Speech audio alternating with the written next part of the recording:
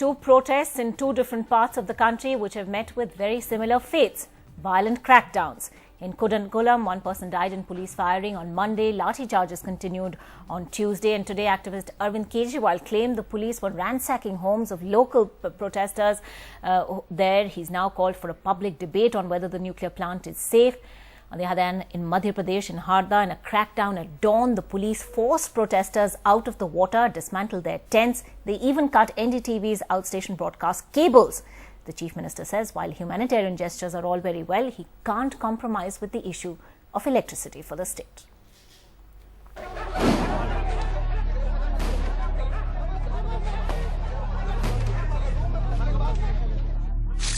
Hours after the local administration imposed prohibitory orders at Harda, a large number of police personnel were deployed overnight.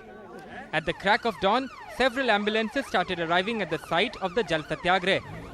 The police then asked the protesters to come out of the water, but they remained defiant. At 6:15 a.m., the crackdown started. They began by forcibly taking the protesters out from the tent and putting them in waiting ambulances. Then they brought the tent down. After all the protesters were evicted from the tent, the police turned to the protesters in the water and began taking them out. Soon after the eviction drive began, the police cut the cable of the NDTV OB van, making it clear they don't want any media coverage of the crackdown. Cable क्यों काट दिया sir आप लोगों ने? Media को curve करने की कोशिश हो रही है, हमारा केबल काट दिया.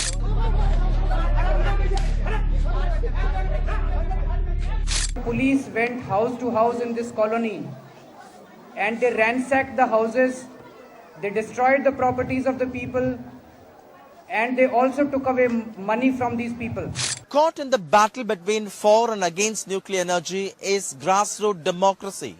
Protests by ordinary fisherfolk, mostly women at the receiving end. With a very bad track record in the Bhopal gas tragedy, shouldn't ordinary people have a say in projects like this at their backyard? Should democracy be crushed for nuclear energy? We're asking tonight, is the right to protest being stifled in the name of developments? Joining us for that discussion, Dr. A. Gopalakrishnan, former chairman of the Atomic Energy Regulatory Board, and Ram continues to be with us. Also joining us now, Aruna Roy, member of the NCPRI and someone who's worked closely with the Narmada Bachao Andolan. Renuka Chaudhary continues to be with us as well.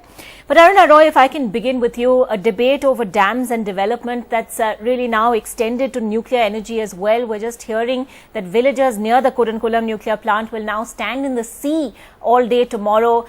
So in a sense, even the form of protest now taking a similar color. Do you see Kudankulam and Harda as essentially the same fight? See, actually the simple crux of the matter is that democracy is for the people.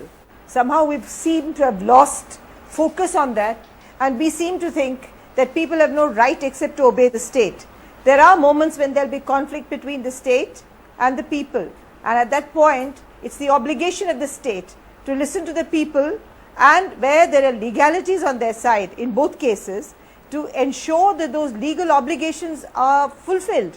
You cannot, when people ask for legal obligations to be fulfilled, state that they are, in the case of Kudankulam, that they are seditious, or in the case of the of Madhya Pradesh, or in the case of the dam, you just lift them and put them in jail. I mean, I think this kind of repression speaks of inequality and of anti-constitutional positions by the state, which are, in my opinion, unacceptable.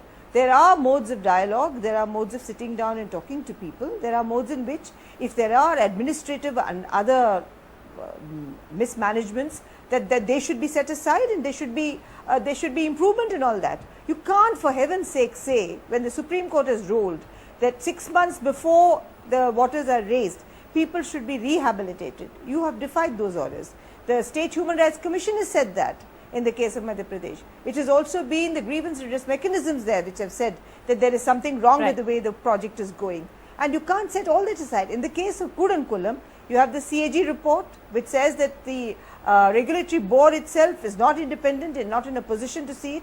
People are worried after Fukushima. I went there 2 months ago and I know what's happening. There are thousands and thousands of people who are worried about their lives, about their genetic the effect of it on their genetic reproductive systems, on their skins, on their life, on their health, and you just go rampaging. I just heard, I just saw on the email that they have broken motorboats, cost 3 lakhs. These fisher people have just about broken free from poverty, and they've come out. And I just don't see this as democracy. India's #1 news app just got even better. Download NDTV's new app. Fully optimized for retina display. Full screen view. Faster response time. And Sudoku. NDTV's new iPad app. Download now.